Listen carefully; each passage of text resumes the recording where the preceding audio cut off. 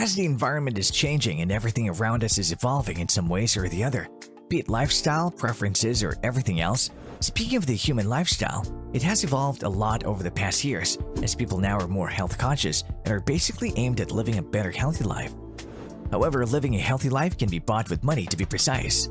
It comes with a change in one's personal habits, behavior, mental state, and food they consume. Hence, all of that needs to be balanced to see the results, which has led to the people adopting a healthy lifestyle and have shifted towards veganism and vegetarianism.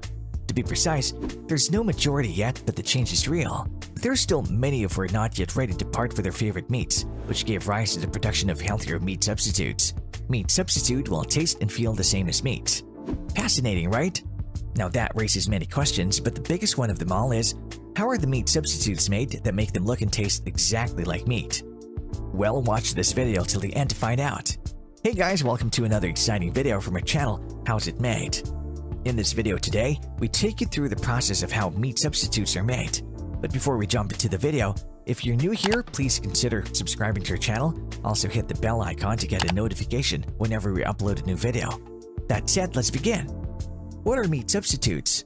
Artificial meat, also called meat substitute or simulated meat, is food that approximates the aesthetic and chemical properties of certain types of meat. Some meat analogs rely on one or more flavoring agents. Well, are meat substitutes healthier than meat? According to new research funded by the National Institutes of Health, the answer is yes.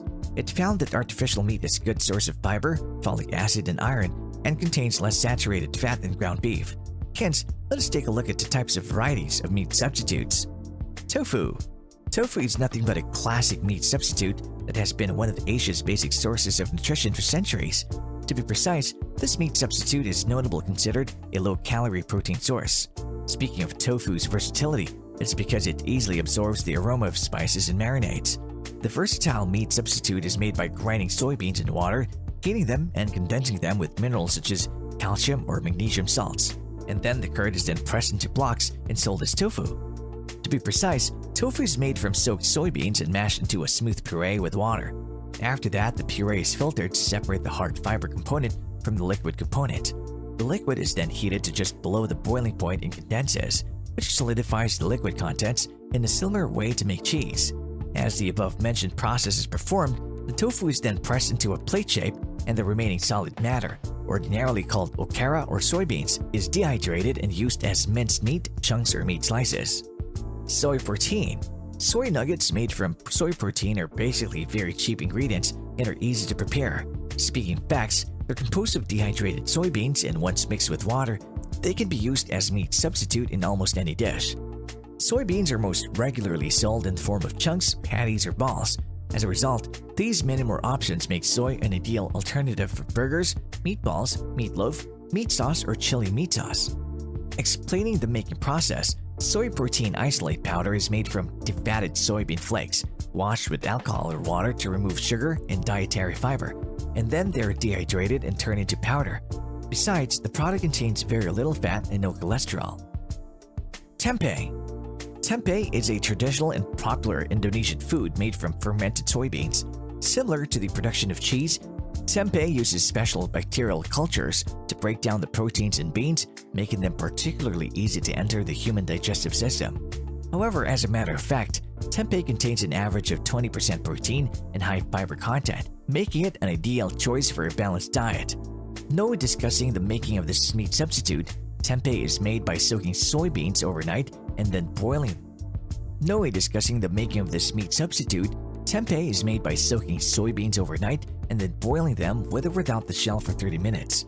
And then the excess water is drained, placed on the tray, and is inoculated with a piece of tempeh or Rhizopus hypospray. Then let the beans ferment at a room temperature for 1 to 2 days or at 30 to 32 degrees Celsius.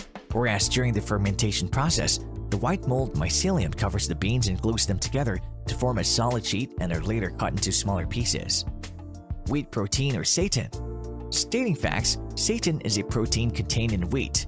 Easy to season and prepare, and with a consistency similar to meat, gluten is a popular meat substitute and has been the main ingredient of Asian cuisine for thousands of years. It's made by washing wheat flour dough with water until all starch particles are removed, leaving only wheat gluten. However, it obtains its meat quality by boiling, baking, or steaming the dough. Seitan is used in a wide range of products including cold cuts, sausages, and steaks.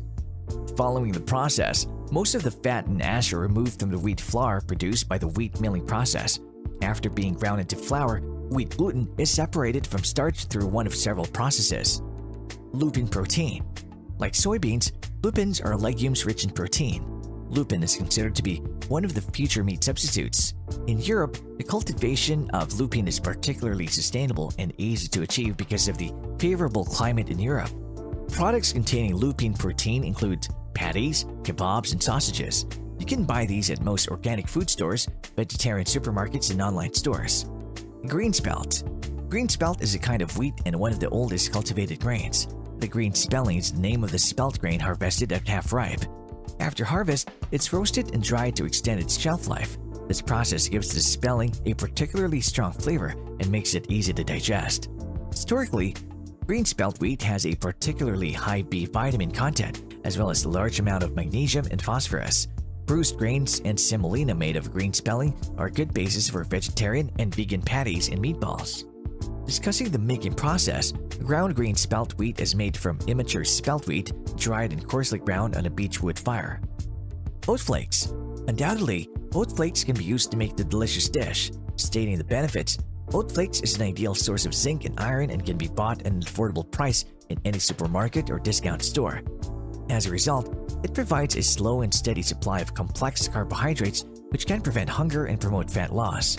In addition, it's an increasingly popular source of protein and can even be made into brushed oat flakes, which is a substitute for brushed pork.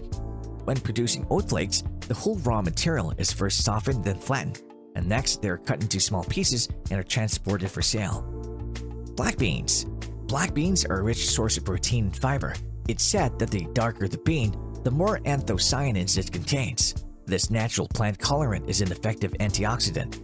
If it's a cooked product, wash the beans, blanch them, and put them in cans, brine, or other sauces. Next, the can is sealed and placed in a can that still uses high pressure and high temperature. After canning, you will get the finished product shelf-stable canned beans. Chickpeas. To start with, chickpeas have more protein than many types of meat, provide a lot of iron, and have a calcium content similar to milk. Now, speaking about the making process, once the pods containing the beans turn yellow and mature, the chickpea fields can be harvested. Once they approach this stage, the field primarily resembles any field full of wheat. Similar to wheat, they can be harvested with a combined harvester. Pea protein. Peas are one of many other plant-based sources of protein, and they have recently opened up for themselves as a meat substitute. The products on the market that use peas as raw materials are made from vegetables, pea protein, and various spices. They contain a lot of protein and iron and are low in fat and carbohydrates.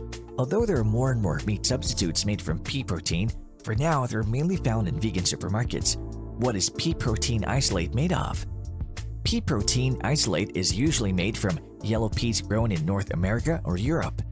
The production of pea protein isolate occurs through a basic food production process that involves removing the husks of peas and grinding them into flour.